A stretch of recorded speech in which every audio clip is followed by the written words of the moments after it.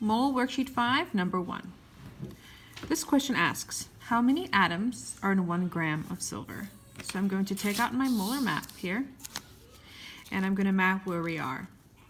It says we have 1 gram of silver, which is mass, and it's asking for atoms. And atoms is down here at the particles area. So first we have to go from mass to moles using the molar mass. And then we have to go from moles to particles using Avogadro's number.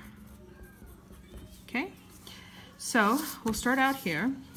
We're given 1 gram of silver. So we'll write 1 gram silver. Oopsie, silver is Ag over 1. Now, we have to use either this or this in the next area here. We want to be able to cross out grams, so we would need to use the one that has grams on the bottom. And instead of writing X grams, we're going to put the grams, the molar mass of silver that you'll find from your periodic table. So 1 mole of silver is equivalent to 107.9 grams of silver. And I got that by looking at the periodic table, finding silver, 107.87 right here.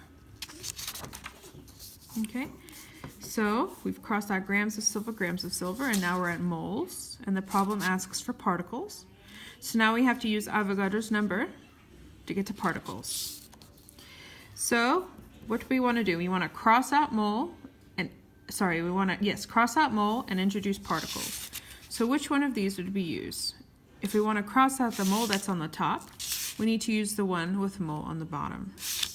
So 1 mole would be on the bottom, 1 mole of Ag, and 1 mole of anything, even silver, is 6.022 times 10 to the 23rd atoms. So now you cross out mole Ag, and we're left with atoms of Ag, which is what we want. And so to type it into the calculator, we grab this. This is how I type it in if you want to follow along. 1 divided by 107.9 times 6.022 23rd. Okay, so our answer is 5.58 times 10 to the 21st atoms of Ag, or silver. And that's a lot. That's with a whole bunch of zeros after this. So that's a big number.